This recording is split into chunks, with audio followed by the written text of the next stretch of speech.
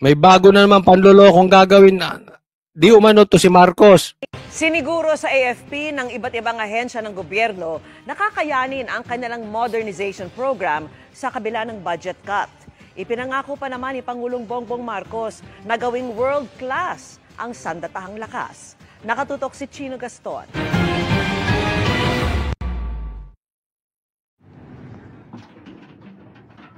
Sa gitna ng mga Pinakita na naman, no? Ito namang media, gatong din eh. Mr. Gatong din eh. Oh, tulungan ng AFP, ano ipapakita? Yung laban sa dagat sa China. hamon sa teritoryo at seguridad ng bansa. Kasama pa ang sari-saring kalamidad. May binitawang pangako ang Pangulo sa harap ng higit 600 graduates ng Officer Candidate School ng Armed Forces of the Philippines. To all the members of the AFP, be assured that this administration remains committed to transforming our AFP into a world-class force that is a source of national pride and national security. Di nga, budol. Ako, tanong ko lang, may nanghingi ba ng relo sa'yo dyan? O sa mga graduates na yan? Kasi yung huling nanghingi sa'yo ng relo, nasa tabi mo pa, si BP Sara, narinig niya yung mga sinabi mo. Pangit! Why should I? Bossing ang dating nito. Diba? Oh. Ngayon, pinagbawalan nyo na. Wala nang hingi ng relo kay Marcos, ha? Malilintikan lang. Para sa isang sandatahang lakas. Naniniwala kayo sa sinabi niya? Ha? Kayo, karapatan nyo yan. Hindi ko naman kayo pipilitin. Demokrasya tayo eh.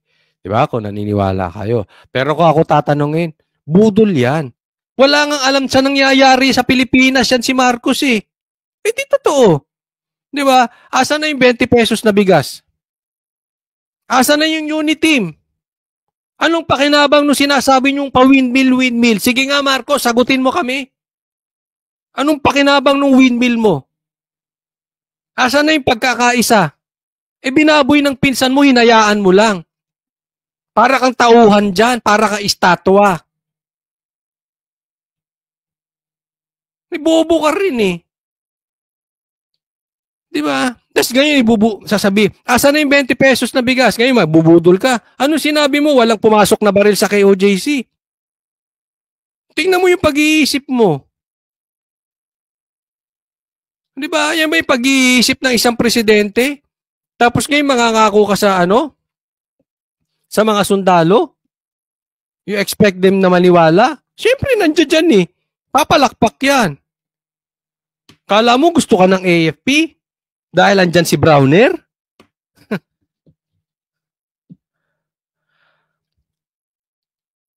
Alisan mo yan si Browner ng ano? Ewan ko. Na world class, hindi lang daw military equipment ang bibigyang prioridad. Hingan mo relo, hingan mo relo. May suot bang relo?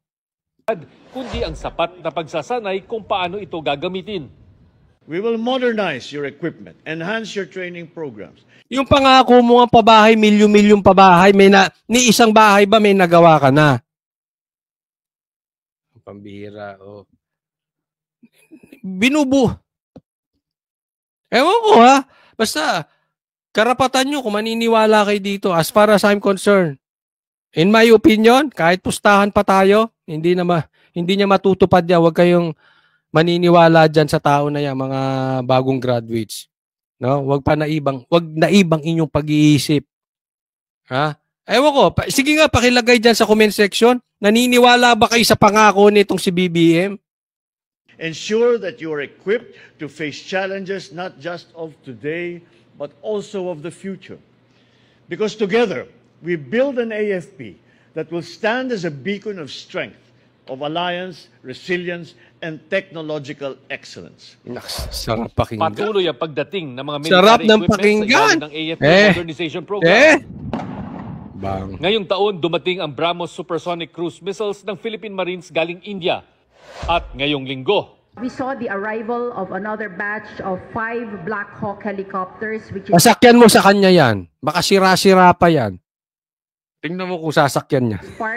which is the second batch of the 32 Black Hawk helicopters that we are acquiring under the Horizon 2 of the modernization program. Ang Philippine Navy, 2 pang warship at 6 na offshore patrol vessels ang gustong bilhin para palakasin ang pagbabantay sa exclusive economic zone ng bansa. We have the China na naman. 3, almost 35 Sige, sisihin yung China. Tapos, i-connect nyo si PRRD. Alam na namin yung style nyo. billion dollars. Hindi ito one-shot deal. This is a continuing effort na may mga midway checks tayo rito to see where we are. At kung kailangan pa na i-improve pa ito, more will be added. And I would say that we are on track to hit our target. Pero maapektuhan ba ng paghihigpit ng sinturon ng gobyerno ang pagbili ng military equipment para sa depensa ng bansa? Sa ilalim ng 2025 budget ng Department of National Defense, binawasan ng 15 billion pesos ang 50 billion pesos para sa AFP Modernization Program. We were assured by the other government agencies that we can pursue with the modernization program. It's a matter of project management. It's execution and then Naniwala ka naman sa kanya, sir. Napakaano nyo naman. funding will Pero matalino to si sir. will Alam kong alam nyo. Hanggang saan lang kakayanan ng presidente. flow. But we have assurance from Congress that we will continue to support the modernization program. Sumasa ilalim na sa bid Ito sa akin ha. Alam mo, sa isang banda, gusto ko yung pangako ni Marcos na yan. Bakit? Kasi pinangako niya yan sa AFP. The moment na magsablay itong si Marcos at yung pangako niya ay hindi na naman niya ma-deliver, talagang magagalit na sa yung AFP. At sana naman, huwag nang magpaloko ang AFP. Kung nadiskubre nyo na binubudol kayo ng presidente, galaw-galaw, baka ma-stroke. Ha? Galaw-galaw. No, yan diretsa na eh. Kasi ito parang binobola pang AFP natin. Ito ay parang siyempre may impeachment nga, tapos may sinabi si PRRD about sa AFP. So ngayon, bubulahin mo naman yan. Siyempre, di ba? Ligaw. But gaya ng sabi ko, okay na rin yan. Magkaalaman tayo kung hanggang saan ang kaya tuparin ng presidente nyo yung pangako. At ako, naniniwala ako, ang AFP talaga nagtitimpi lang. Pag sila mismo niloko nyo ng derechahan, kasi that is direct na pambubudol sa inyong mga kasundaluhan, pag hindi niya tinupad lahat ng pangako niya dyan, pang-iinsulto na sa inyo yan. Diretso po sa inyo yan, hindi lang sa taong bayan. Talagang diretso sa inyo AFP. Kaya good yan. Ha? Abangan natin. Kasi ako naniniwala, di niya kaya yan. Malabo yan si Marcos. ang pagbili ng 40 multi-role fighter jets sa halagang 400 billion pesos na inaprubahan ng Pangulo noong Agosto. Nasa wishlist din ng AFP ang karagdagang mid-range missiles gaya ng mga MRC missiles ng US na nakadeploy ngayon sa Northern Luzon. Para sa GMA... Ayan ba?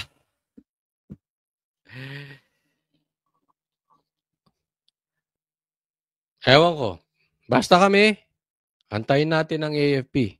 Yan na sinabi ni PRRD, yan na susundan ko.